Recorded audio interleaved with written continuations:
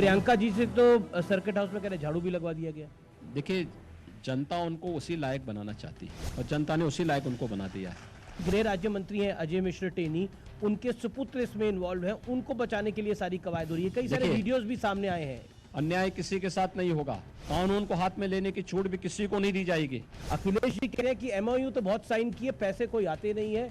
देखिए, अखिलेश जी को जब फुर्सत हो ये सब जानने पढ़ने की, 12 बजे सो के उठेंगे, बड़े बाप के बड़े बेटे हैं। ओवैसी ने नहीं माना, वो अभी भी कहते हैं वहां जाते हैं तो अयोध्या को फैजाबाद लिखते हैं। अब ये सपने में देख रहे होंगे, ये तो तय है कि अयोध्या ही रहेगी। हाँ, हैदराबाद भाग्यनगर जरूर बनेगा।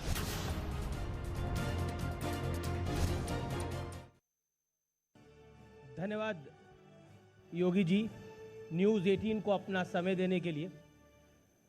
ये एक ऐसा सेशन है, ये एक ऐसा साक्षात्कार है जिसका इस समय पूरा देश इंतजार कर रहा है और इसके कई कारण भी हैं।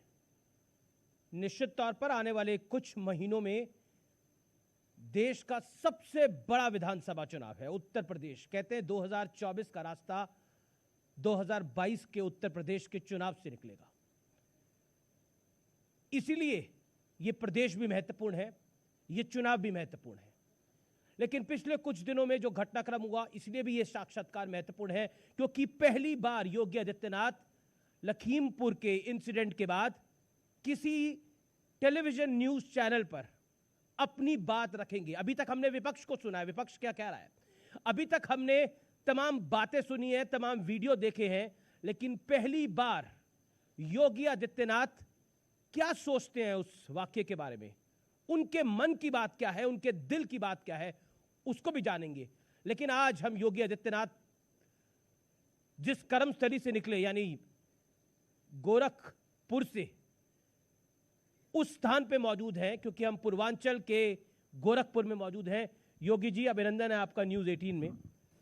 अवश्य धन्यवाद आपको, आप गोरखपुर में आए हैं।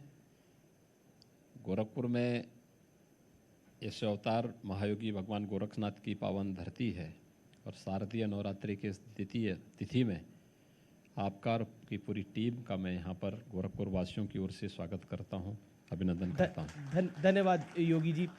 निश्चित तौर पर नवरात्रि का समय है, आप खुद उपवास पे रहते हैं, हम आपकी तस्वीरें देख रहे थे कि आप पूजा अर्चना भी करते हैं, तो मेरे दिल में एक सवाल आया कि आपकी लखनऊ अब कर्मस्थली है, अब आप लखनऊ में रहते हैं, वहाँ काम करते हैं, मुख्यमंत्री हैं, लेकिन मेरे मन में ये सवाल है कि मन में लखनऊ ज़्यादा है या गोरखपुर ज़्यादा है, दिल के करीब कौन है? देखिए, मैं 5 बार गोरखपुर से सांसद रहा हूँ और गोरखपुर की जनता ने मुझे 5 बार लगातार सांसद चुना है। जिस गोरखपीठ को मुझे यह अवसर प्रदान करने का सौभाग्य प्राप्त हुआ, गोरखपीठ के प्रति यहाँ के आम नागरिक के मन में श्रद्धा का और सम्मान का जो भाव है, गोरखपीठ की परंपरा के प्रति जो अनुराग है जी, वह हम सब के लिए अत्यंत महत्वपूर्ण है। और गोरखपुर गोरखपुर है और लखनऊ लखनऊ है, इसलिए दोनों में कोई तुलना नहीं की जा सकती है। लखनऊ प्रदेश की व्यवस्था के संचालन का केंद्र है, गोरखपुर मेरी आध्यात्मिक ऊर्जा का केंद्र बिंदु है और मैं दोनों को साथ लेकर के चलता हूँ। जब आप 4.5 साल पहले गोरखपुर से निकले थे और एक सांसद के तौर पर और फिर मुख्यमंत्री बने, जो लक्ष्य आपने एक साधा होगा कि मैं मुख्यमंत्री बन रहा हूँ तो मैं इस लक्ष्य को प्राप्त करूँगा, उस लक्ष्य को कितने प्रतिशत आपने हासिल किया है? देखिए, हम लोगों ने चुनाव के ठीक पहले, हर राजनीतिक दल अपना चुनाव घोषणा पत्र जारी करता है जी। भारतीय जनता पार्टी ने 2017 में चुनाव घोषणा पत्र को घोषणा पत्र का नाम देने के बजाय उसका नाम लोक कल्याण संकल्प पत्र रखा था जी। यानी हमें घोषणा नहीं करनी थी, बल्कि हमें एक संकल्प लेना था उत्तर प्रदेश सबको उसकी पहचान दिलाने का?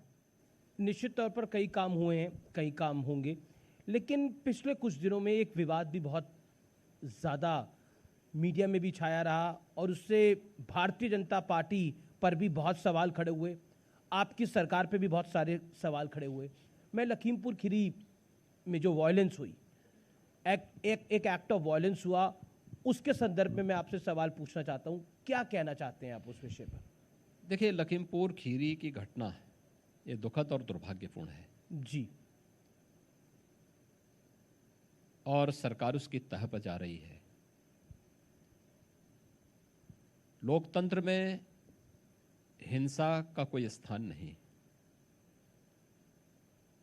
जब कानून सबको सुरक्षा प्रदान करने की गारंटी दे रहा है तो कानून को हाथ में लेने का अधिकार किसी को नहीं, चाहे वो कोई भी हो, चाहे वो कोई भी हो, मंत्री हो, उसका बेटा भी हो। मैंने कहा कोई भी हो, कानून सबके लिए समान है और कानून सबके के साथ समान रूप से व्यवहार भी करेगा।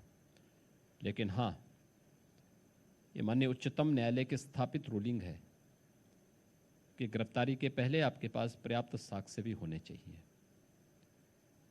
हम किसी व्यक्ति के आरोप पर अनावश्यक किसी को गिरफ्तार भी नहीं करेंगे, लेकिन हाँ, अगर कोई दोषी है तो उसको छोड़ेंगे भी नहीं, वह कोई भी क्यों ना हो। और ये सरकार का संकल्प है, हम लोगों ने प्रदेश के अंदर यही किया। जिनके खिलाफ भी कार्रवाई हुई, जिनके खिलाफ भी साक्ष्य मिले, वह व्यक्ति कोई भी रहा हो, हमने उसके खिलाफ कार्रवाई करने में कोई गुरेज नहीं की। वह भले ही भारतीय जनता पार्टी का विधायक रहा हो या फिर विपक्ष का विधायक या किसी पद पर बैठा हुआ कोई व्यक्ति, हम लोगों ने इसमें कार्रवाई करने में कोई गुरेज कभी नहीं की है। और लखीमपुर खीरी की घटना में भी यही सरकार कर रही है और यही की भी है। देखिए,